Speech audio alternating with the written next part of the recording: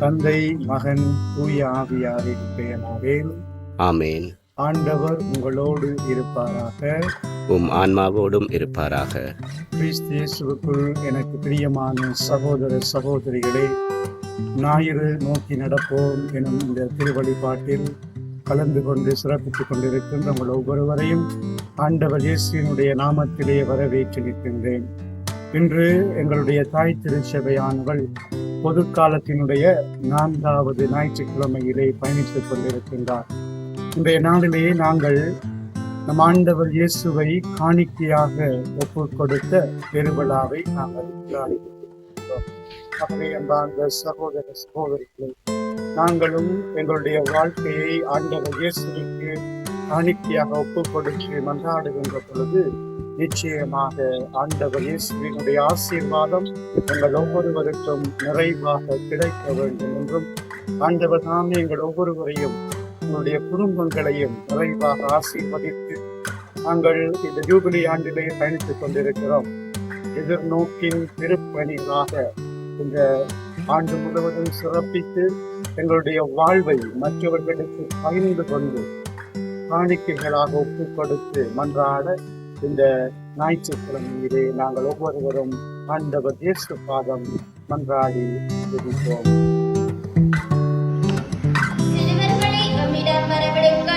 அவர்களை தடுக்காதீர்கள் என்று கூறிய அன்பின் தகப்பனே, உம்முடைய பெயரினாலே சிறுவர்களாகிய நாங்கள் அனைவரும் ஒன்றாக கூடியிருக்கின்றோம். இன்றைய நாள் முழுவதுமாக நீர் எங்களை ஆசீர்வதித்தருளும்.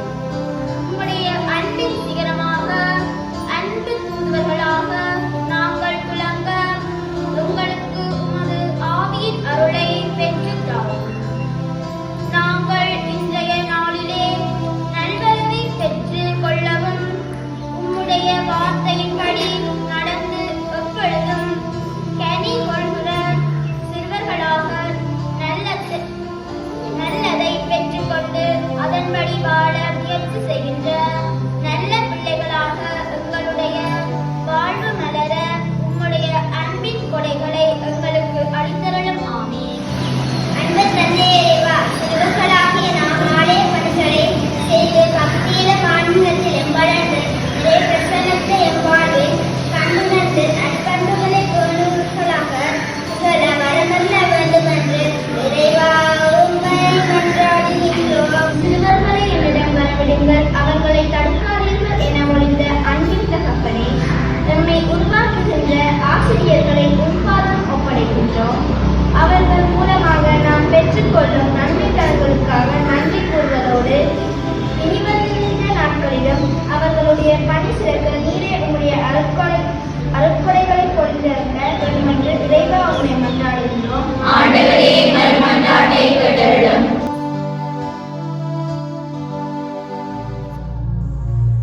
இறைவனின் வார்த்தைகள் ஒவ்வொன்றும் வாளிலும் கூர்மையானது, நமக்கு வாழ்வளிக்க கூடியது.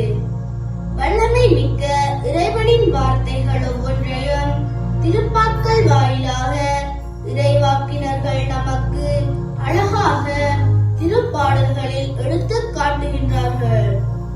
அவ்வாறான திருப்பாடல்களில் ஒன்றிற்கு நாம் இப்போது செவிமடுப்போம்.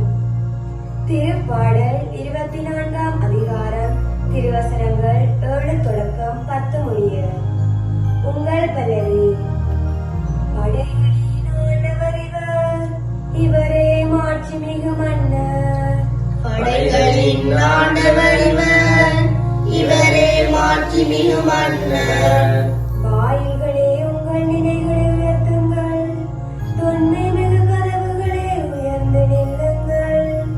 மாட்சிமிகு மன்னர் உள்ளே நுழையட்டும். படைகளின் ஆண்டவர் இவர், இவரே மாட்சிமிகு மன்னர்.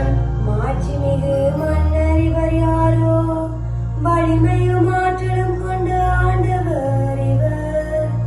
இவரே போரில் வல்லவரான ஆண்டவர். படைகளின் ஆண்டவர் இவர், இவரே மாட்சிமிகு மன்னர்.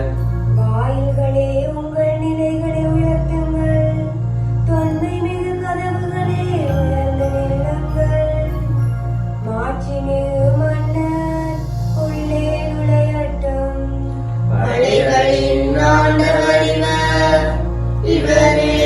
மாட்சிமிகு மன்னர் மாட்சிமிகு மன்னர் இவர் யாரோ படைகளின் ஆண்டவர் இவர் இவரே மாட்சிமிகு மன்னர் படைகளின் ஆண்டவர் இவர் இவரே மாட்சிமிகு மன்னர்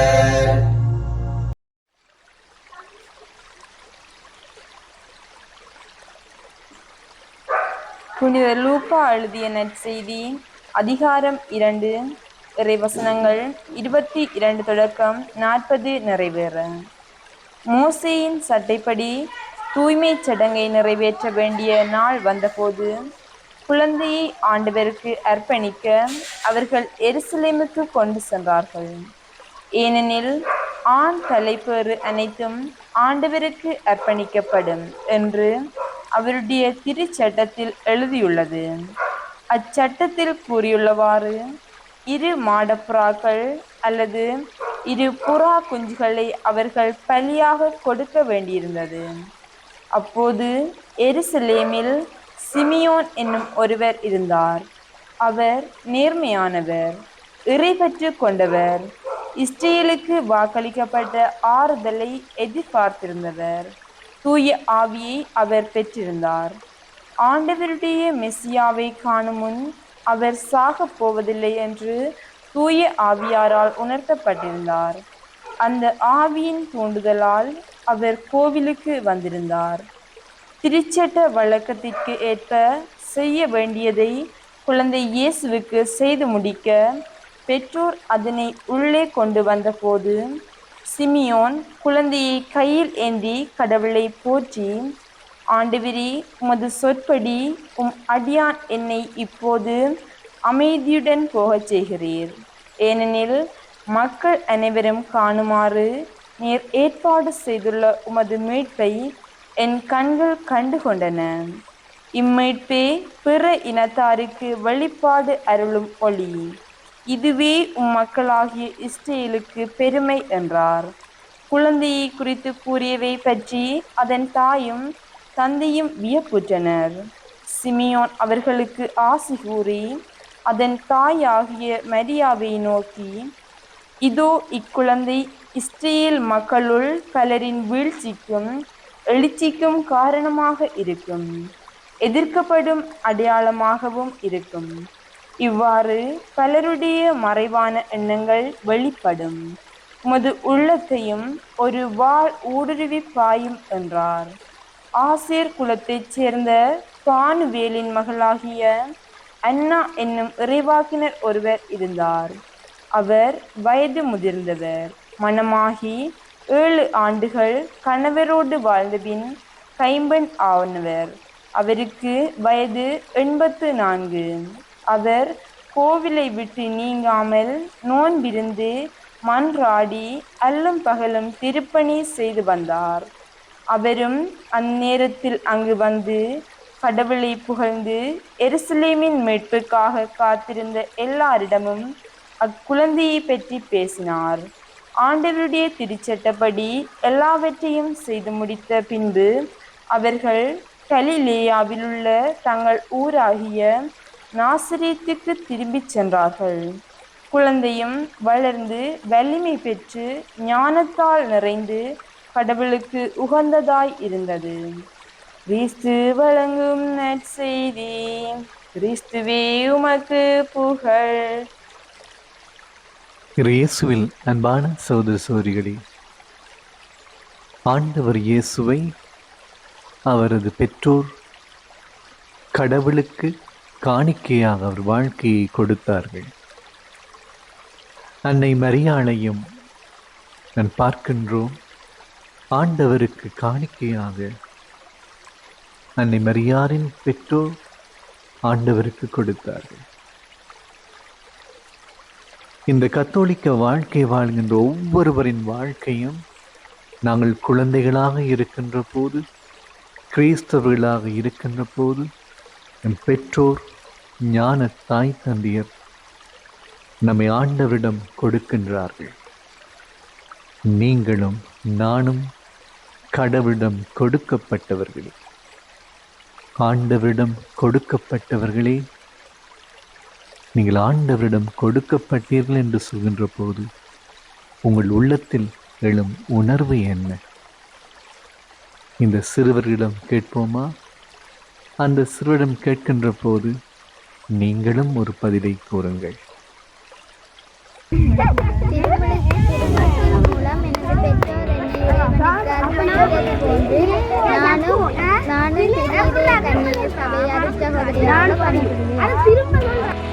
ஜேசு தன் தாய் தந்தைக்கு உதவியதைப் போல் நானும் ஆண்டவர் குடிகொள்ளும் இல்லமாகிய ஆலயத்துக்கு என்னால் முடிந்த உதவிகளை செய்து கொடுப்பேன்.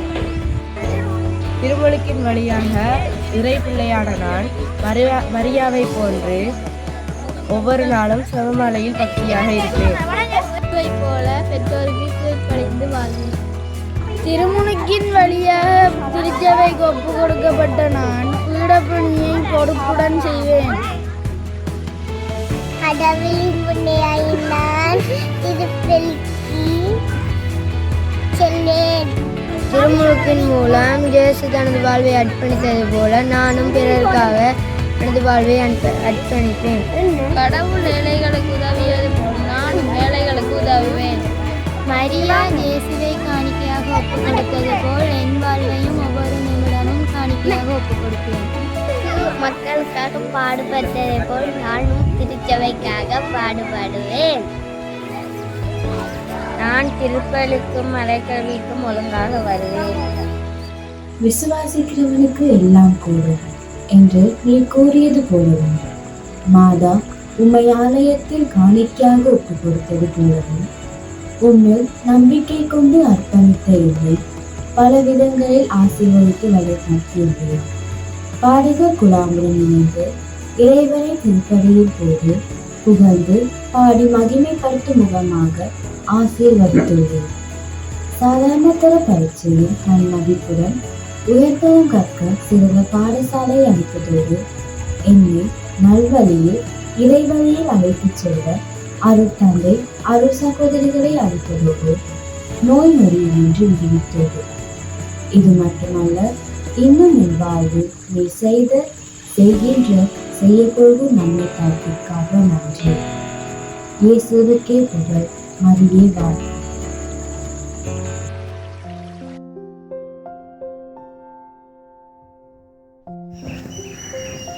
இந்த இறை வார்த்தையானது எங்களுக்கு எவற்றை இந்த இறை வார்த்தை ஊடாக வெளிப்படுத்தப்படுகிறது என்று சொன்னால், தூய்மை சடங்கை சரியான முறையில் நிறைவேற்ற வேண்டும் என்ற விடயத்தை இந்த இறை வார்த்தை கூறி நிற்கின்றது. அது மட்டுமல்லாமல் ஆறுதலை எதிர்பார்த்திருந்த மக்கள் மத்தியில் இந்த மெஸ்ஸியா வந்து தன்னுடைய வருகையையும் தன்னுடைய வாழ்க்கையையும் எடுத்து காட்டுவது பற்றியும் இவ்விறைவார்த்தை ஊடாக வெளிப்படுத்தப்படுகின்றது.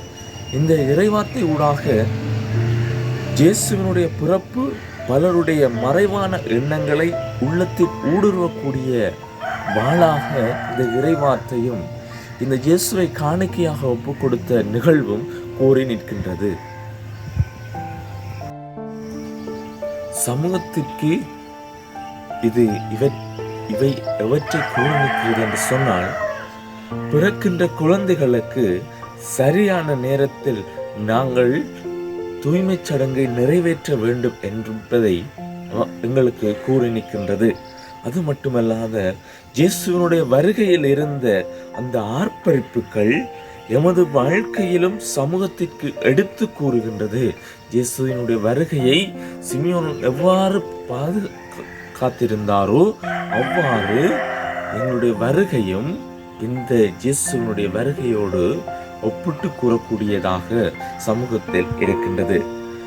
திருமுழுக்கு பெற்ற குழந்தையை சமூகத்தில் வளர்த்து வலிமை பெற்றதாகவும் அவை ஞானம் மிக்கதாகவும் உருவாக்குவது மட்டுமல்லாமல் புகழும் பெருமையும் நிறையக்கூடிய சமூகத்தை உருவாக்கக்கூடிய நல்லதொரு குழந்தையை உருவாக்கக்கூடிய விதத்தில் இவ் இறைவார்த்தை எங்களுக்கும் நமது சமூகத்திற்கும் எடுத்துக்காட்டி நிற்கின்றது.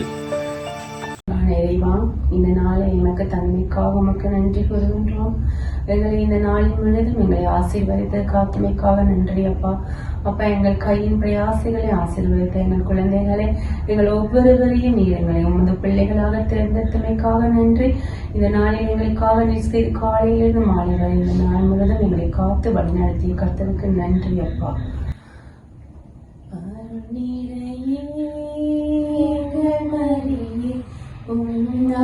நாமென்றும் வாழ்க,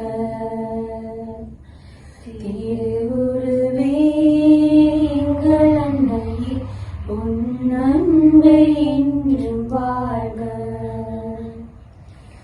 அருள் நிறையே எங்கள் மரியே, உன் நாமம் என்றும் வாழ்க. திருவுருவே எங்கள் அன்னையே, உன் அன்பு என்றும் வாழ்க. கருவினில் இறைவனை தாங்கிடவே, இறைவனும் உன்னையே தெரிந்து கொண்டார். கருவினில் இறைவனை தாங்கிடவே, இறைவனும் உன்னையே தெரிந்து கொண்டார். இதயத்தில் இறைவனை சுமந்திடவே, இறைவனும் மனிதனை தேர்ந்து கொண்டார். இதயத்தில் இறைவனை சுமந்திடவே, இறைவனும் மனிதனை தேர்ந்து கொண்டார். இதயமும் இறைவனின் கருவறையில் அருளொளி வளர்ந்திடும் வைகரையில். அருள் நிறையே எங்கள் மரியே, உன் நாமம் என்றும் வாழ்க. திருவுருவே எங்கள் அன்னையே, உன் அன்பு என்றும் வாழ்க.